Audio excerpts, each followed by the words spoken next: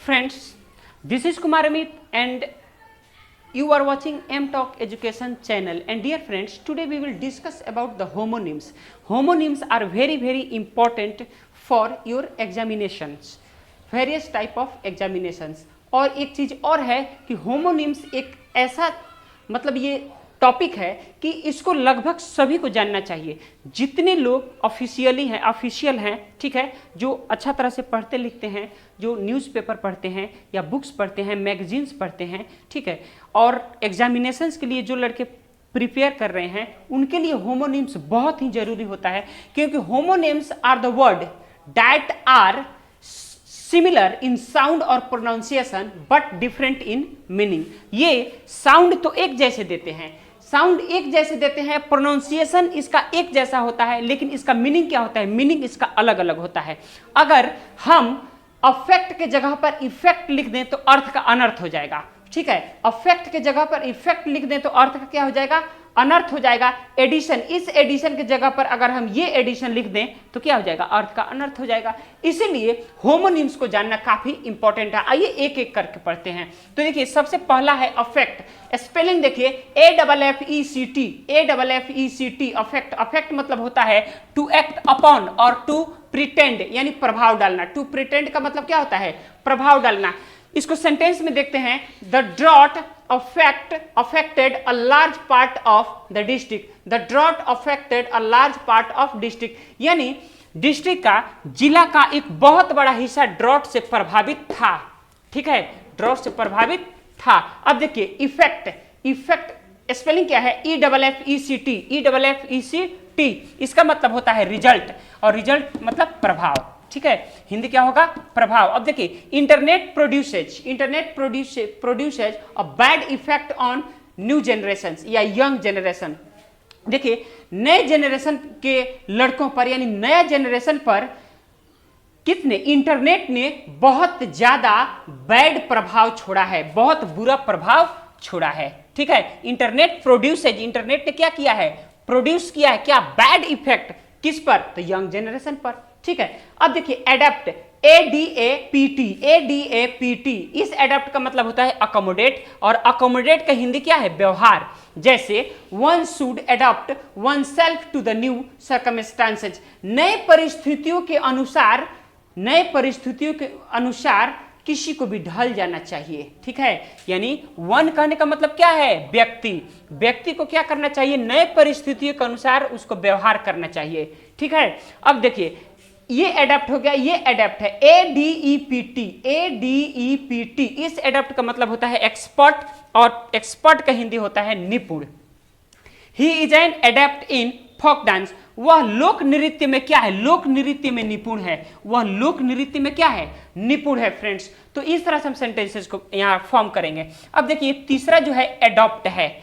देखिए इसमें 3 वर्ड मिल गया, एडेप्ट, एडॉप्ट, 3 मिल गया। एडॉप्ट का मतलब होता है टेक अप और ग्रहण करना, ठीक है। One should not adopt unfair means to secure good marks. अच्छे मार्क्स लाने के लिए गलत चीजों का सहारा नहीं लेनी चाहिए, मतलब माल प्रैक्टिसेस का सहारा नहीं लेनी चाहिए, चिट नहीं करनी चाहिए, ठीक है। चिट करके अगर गुड मार्क्स ला भी दिए तो उससे क्या फायदा है, कचरा के डब्बा में आपका सर्टिफिकेट चला जाएगा। अगर क्वालिटी के साथ अगर एग्जाम देते हैं, वहां पे आपका गुड मार्क्स आता है, तो दुनिया में कहीं पर भी जाइएगा आपको काफी सम्मान मिलेगा, और सम्मान की नजरों से आपको देखा जाएगा। कोई भी एग्जाम दीजिएगा, वहां पास होइएगा, सेलेक्ट होइएगा, जिससे कि आपके फैमिली, आपके माता पिता का मान सम्मान भी बढ़ेगा फ्रेंड्स। तो इस तरह से अनफेयर मीन्स का सहारा कभी नहीं लेना चाहिए, साथ ही साथ हम बोल दे रहे हैं। अब देखिए तीसरा नंबर क्या है कि एडिशन। इस एडिशन का मतलब क्या हुआ, जोड़ना हुआ। इस एडिशन का मतलब क्या हुआ, जोड़ना हुआ, यानी पुटिंग मोर का मतलब होता है जोड़ना।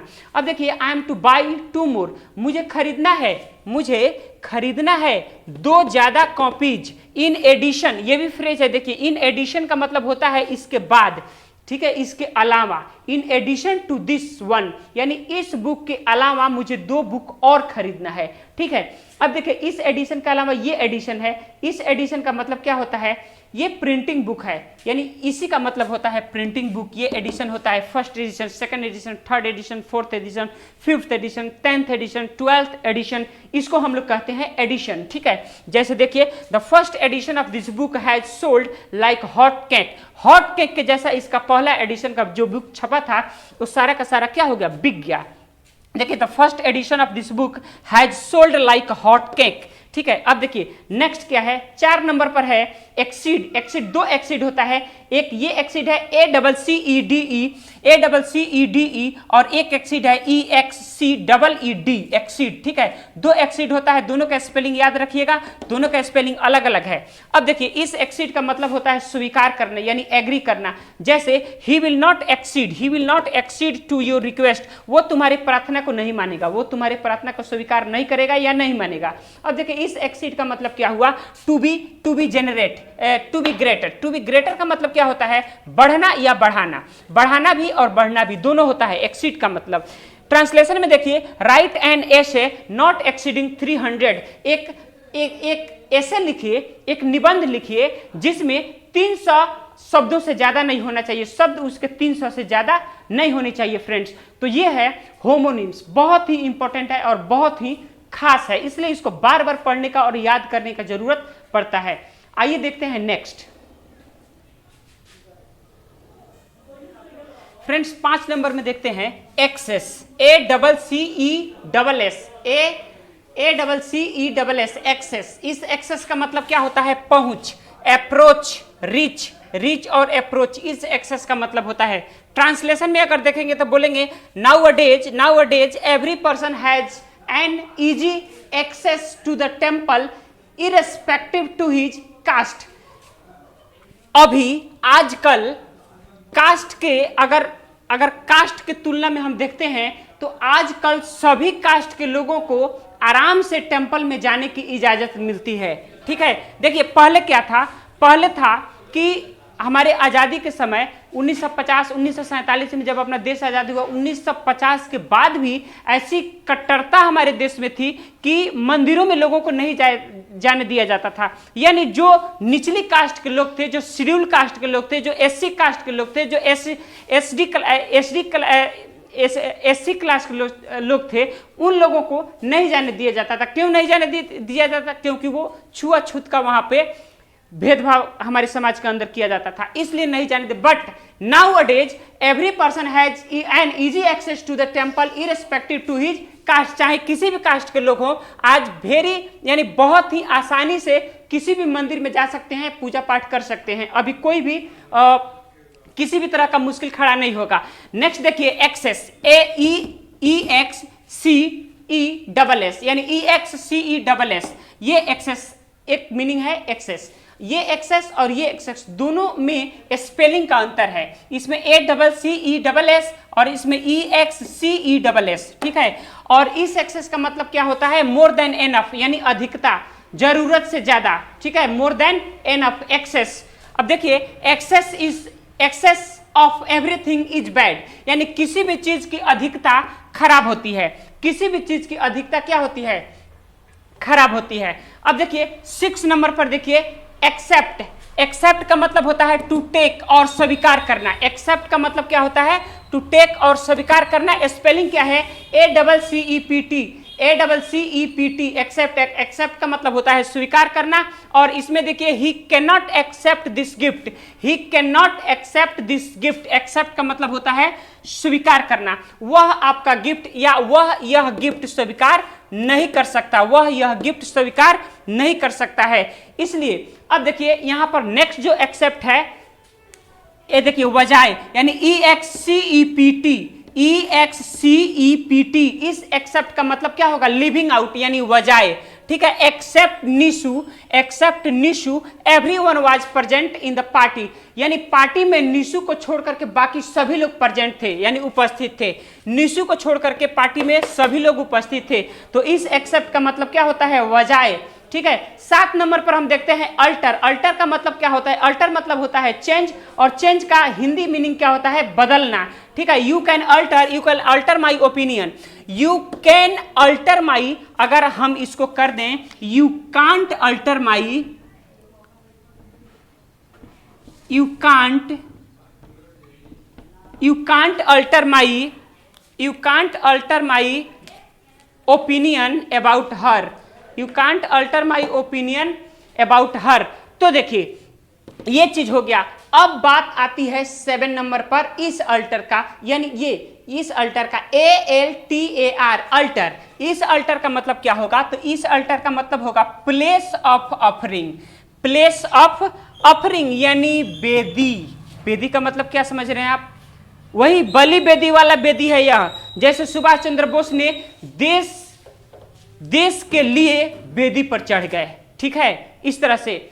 तो देखिए यही वाला वो बेदी है। यानी इसका मतलब क्या हुआ कि इसका मतलब हुआ कि किसी भी चीज के लिए मर मिटना, किसी भी चीज के लिए मर मिटना अल्टर यानी प्लेस ऑफ ऑफरिंग। अब देखिए जैसे Subhash Chandra Bose sacrifices everything at the altar of the freedom, यानी देश की स्वतंत्रता के लिए सुभाष चंद्र बोस ने सब कुछ न्यौछावर कर दिया या सब कुछ बेदी पर चढ़ा दिया। 8 नंबर में अगर हम देखेंगे तो 8 नंबर में है एंटिक। एंटिक का स्पेलिंग क्या होता है? ANTIC antique. और एंटिक का दूसरा वर्ड मीनिंग हो सकता है ऑड भी हो सकता है और इसका स्ट्रेंज भी हो सकता है। ऑड भी हो सकता है, स्ट्रेंज भी हो सकता है। ऑड का मतलब क्या होता है? Different different. और स्ट्रेंज का मतलब क्या होता है? वो भी डिफरेंट, मतलब अपरिचित, जिसके बारे में हम नहीं जानते हैं, about whom we don't know anything, ठीक है, जिसके बारे में हम कुछ नहीं जानते हैं उसको अपरिचित कहते हैं और इसका मीनिंग होता है एंटिक। और इसमें देखिए यहाँ पर सेंटेंस में अगर देखेंगे तो his behaviour on yesterday was antique. Yesterday को उसका बिहेवियर अजब का था, यानी अपरिचित जैसा था, ठीक है, वो पहचान ही नहीं रहा था। अब देखिए यहाँ एंटिक, इस एंटिक का मतलब होता है प्राचीन। प्राचीन, इस एंटिक का मतलब क्या होता है? प्राचीन। स्पेलिंग क्या है? ANTIQUE antique. एंटिक मतलब प्राचीन। अब जैसे देखिए I am found of collecting antique items, मैं प्राचीन वस्तुओं को कलेक्ट करने में काफी शौकीन हूं, ठीक है, मैं पुरानी वस्तुओं को कलेक्ट करने का काफी शौकीन हूं। तो फ्रेंड्स ये है 8 होमोनिम्स जो कि बहुत ही जरूरी है, ठीक है, आपके राइटिंग स्किल्स के लिए भी जरूरी है, रीडिंग स्किल्स के लिए भी जरूरी है। इसलिए फ्रेंड्स यहां पर इसको अच्छे तरह से देखना है, अच्छे तरह से इसको याद करना है, ठीक है। और जैसा कि मैं हमेशा आप लोगों से ये कहता हूं कि खुश रहिए, मुस्कुराते रहिए, और कहीं पर भी अगर आप जा रहे हैं 2 व्हीलर से तो प्लीज़ हेलमेट कैरी कीजिए, please use helmet and be happy and make your family happy. और लास्ट में एक बात और मैं इसमें ऐड करना चाहूँगा कि विश्व के किसी भी कोने में रहिए, आप अपने व्यक्तित्व को इस प्रकार से निखारिए कि आपके साथ महिलाएं सुरक्षित महसूस करें। Thank you, God bless you all.